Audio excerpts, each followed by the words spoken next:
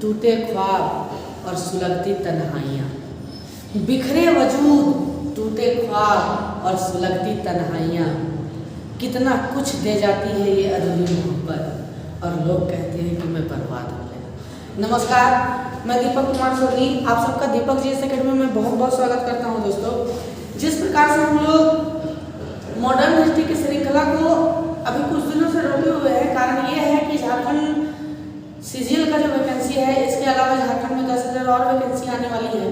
तो झारखंड के वैकेंसीज को ध्यान में रखते हुए झारखंड भूगोल की एक श्रृंखला लाने की कोशिश हम लोगों ने की है। जो झारखंड भूगोल का एक श्रृंखला जो रहेगा वो बड़ा बेहतरीन तरीके से, संपूर्ण तरीके से पढ़ाया जाएगा। उसके बाद झारखंड इकोनॉमिक में प्रवेश किया जाएगा।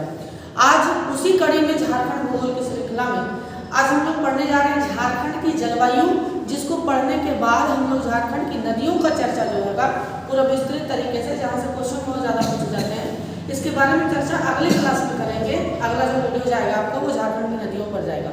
अगर आपने पिछली वीडियोस को नहीं देखा तो आप डिस्क्रिप्शन में जाएं, वहाँ पर प्लेलिस्ट का सभी प्लेलिस्ट का लिंक बनाया हुआ है। झारखंड का आर्ट एंड कल्चर हम लोगों ने पूरा पढ़ा दिया है, बिहार का भूगोल पूरा पढ़ा दिया, मॉडर्न हिस्ट्री बहुत हद तक पढ़ा दिया हम लोगों ने, है ना। तो आप वहाँ जाएँ और बेहतर तरीके से अपनी प्रिपरेशन को अंजाम दें। ठीक है, आज आइए हम लोग झारखंड की जलवायु में एक विशेष पॉइंट की चर्चा करते हैं कि झारखंड की जलवायु हालांकि किस प्रकार से है। तो थोड़ा सा अगर हम झारखंड के मैप पर नजर डालें तो बेसिकली पूरा का पूरा जो भारत का मैप है या पूरा का पूरा जो भारत है वो हमारे उत्तरी गोलार्ध में स्थित है। ठीक है, उत्तरी गोलार्ध में स्थित है, और उत्तरी गोलार्ध में स्थित भी है तो जो भारत का जो जलवायु है एक तरह से वो उष्णकटिबंधीय जलवायु, उष्णकटिबंधीय मानसून का जलवायु है ना। तो इसीलिए झारखंड का जो जलवायु है दोस्तों वो भी उष्णकटिबंधीय मानसूनी जलवायु भी है एक तरह से झारखंड का जलवायु। अगर हम झारखंड के औसत तापमान की बात करें, तो झारखंड का औसत तापमान लगभग 25 डिग्री सेल्सियस है, 25 डिग्री सेंटीग्रेड है। आप देखिएगा यहाँ पर बहुत अच्छा से ध्यान में रखना है। लगभग औसत तापमान भी कई बार छोटे छोटे एग्जामों में पूछे जाते हैं, है ना। अब बात करते हैं थोड़ा सा जलवायु का। जलवायु आखिर कहते किसको है ना। जलवायु आखिर कहते किसको हैं? तो बेसिकली मौसम में परिवर्तन के साथ साथ हवाओं के दिशाओं में परिवर्तन को जलवायु एक तरह से मानसून कहा जाता है एक तरह से बेसिकली। और इन्हीं मानसूनों का अलग अलग जगह पर अलग अलग वितरण होता है, जिसको हम लोग जलवायु के नाम से संबोधित करते हैं। आइए जानते हैं हम लोग थोड़ा सा झारखंड के बारे में कि झारखंड को एक तरह से जलवायु के दृष्टिकोण से 3 प्रदेशों में बांटा गया है। ये क्वेश्चन कई बार पूछे जा चुके हैं कि झारखंड को 3 जलवायु प्रदेशों में किसने बांटा, तो NITM ने बांटा और झारखंड को 3 जलवायु प्रदेशों में बांट दिया। और वो 3 जलवायु प्रदेश यहाँ देख सकते हैं आप, उसके अंतर्गत सभी जिलों को रखा गया है और यहाँ से क्वेश्चन आपको पूछ सकता है। जो पहला जलवायु प्रदेश है दोस्तों वो है मध्य उत्तर पूर्वी पठार।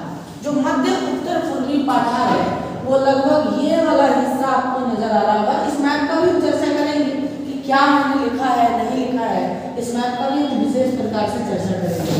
तो मध्य उत्तर पूर्वी पठार के अंतर्गत चतरा, कोडरमा, हजारीबाग, रामगढ़, बोकारो, धनबाद। याद रखना, आपको नोट्स भी करते चलना है और इसलिए नोट्स करते चलना है क्योंकि यहाँ से डायरेक्ट क्वेश्चन आपसे पूछेगा कि मध्य उत्तर पूर्वी पठार जलवायु प्रदेश में निम्न में से कौन सा जिला शामिल नहीं। तो आपको याद रहेगा तभी तो बता पाइएगा, है ना।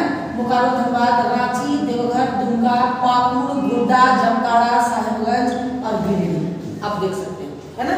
ये कुछ जिले हैं जो मध्य उत्तर पूर्वी पठार के अंतर्गत आते हैं।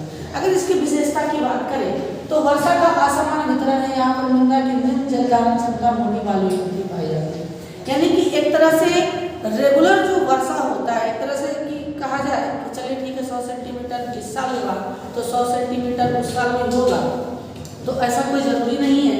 यहाँ पर असमान वितरण है।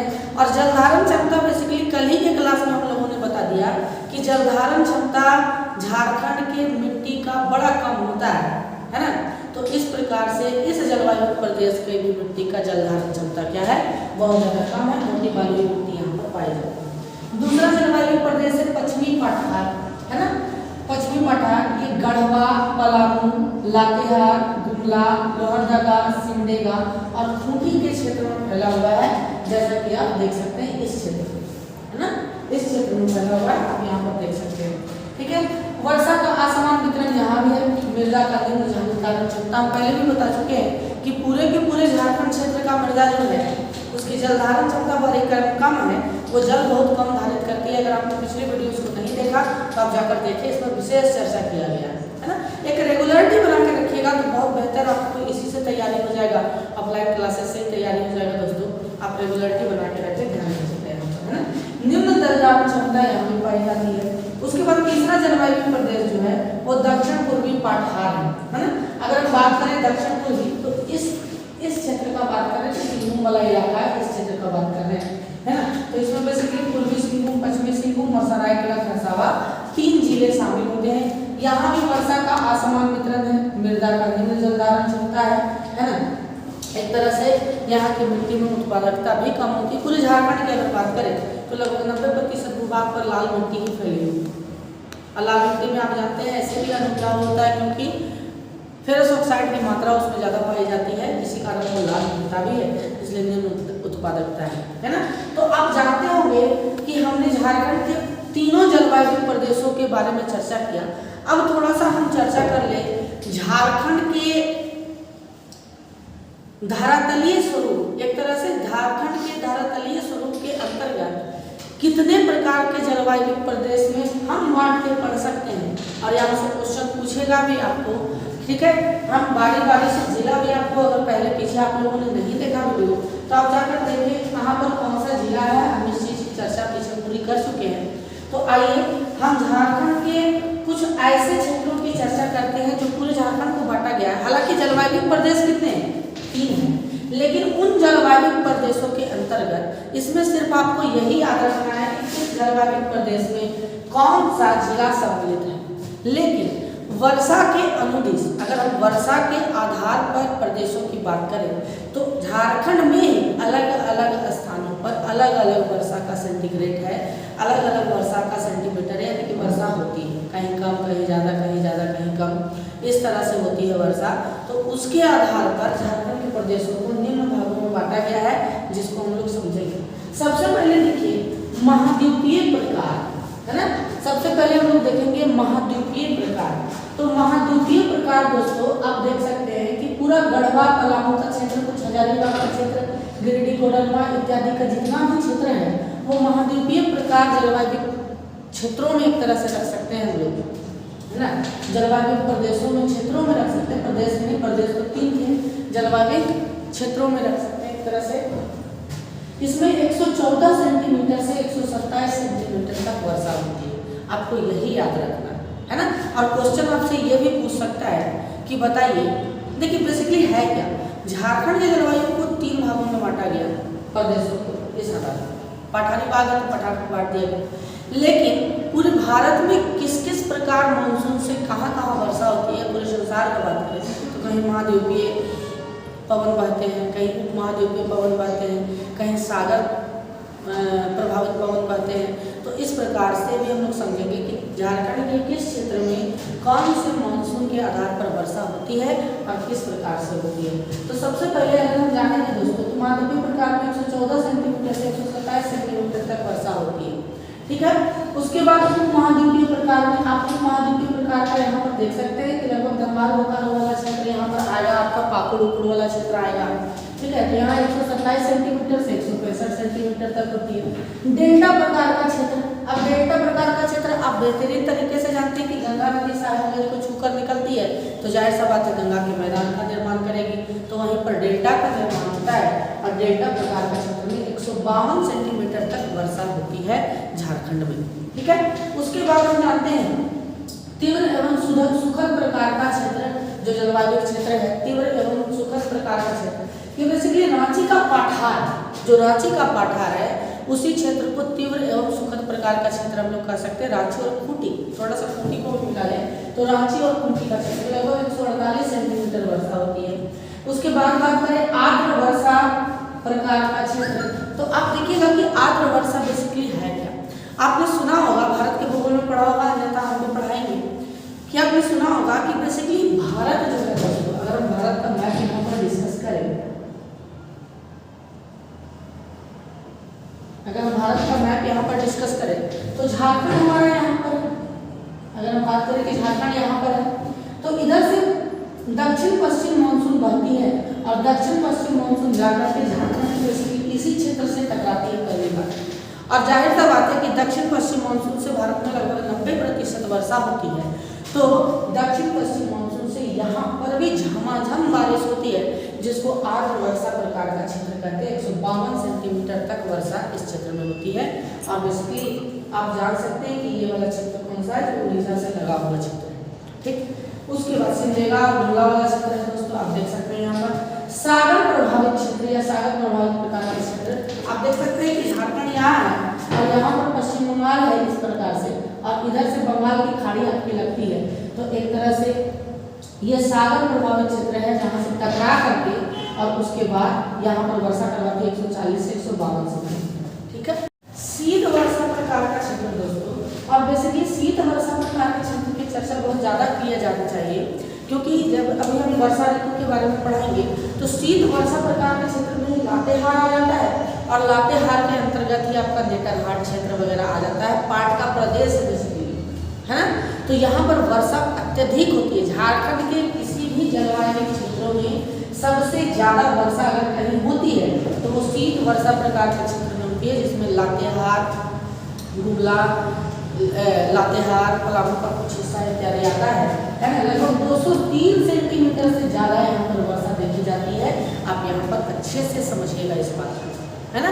और इस चीज़ को जो अभी मैथ में हमने समझाया, इस चीज़ को आपको बेहतरीन तरीका से याद रखना है, ताकि अगर नदी पढ़ना है तो आपको बताएं कि किस प्रकार से बरसाती नदियाँ ये होती है। जब वर्षा होती है तो एक तरह से नदियाँ उफान पर होती है, और ये सब चीज़ की समझ आपको बनते रहे। ठीक है, अब आइए थोड़ा सा हम झारखंड के मानसून के बारे में चर्चा कर लें। जो टॉपिक है एक तरह से झारखंड की जलवायु, झारखंड के मानसून के बारे में। तो झारखंड का मानसून तो मैंने पहले भी बताया कि झारखंड का मानसून उष्णकटिबंधीय मानसून है।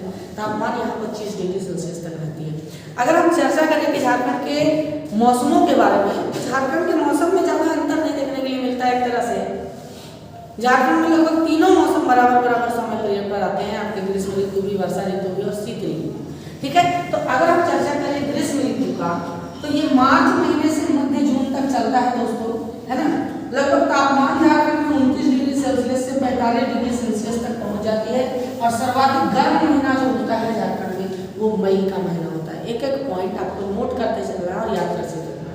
सर्वाधिक गर्म महीना मई का महीना, और झारखंड का सबसे गर्म स्थान जमशेदपुर है, आपको याद रखना है। ठीक है, उसके बाद अगर वर्षा ऋतु की बात करें तो आप जानते ही है कि बेसिकली पूरे भारत में जो वर्षा होती है ना, जो पूरे भारत में वर्षा होती है वो दक्षिण पश्चिम मानसून शाखा से होती है। तो जाहिर सा बात है कि झारखंड में भी दक्षिण पश्चिम मानसूनी पवनों से ही वर्षा होगी। लेकिन झारखंड एक ऐसा राज्य है जो दक्षिण पश्चिम मानसून की अरब सागर की शाखा से भी वर्षा प्राप्त करती है, जैसे आर्द्र वर्षा प्रकार का क्षेत्र। इसके अलावा ये बंगाल की खाड़ी शाखा से भी क्या करती है, वर्षा प्राप्त करती है। दोनों तरफ से इसको वर्षा प्राप्त होता है, और लगभग झारखंड की कुल वर्षा का 80% इसी क्षेत्र से प्राप्त होता है दोस्तों, है ना।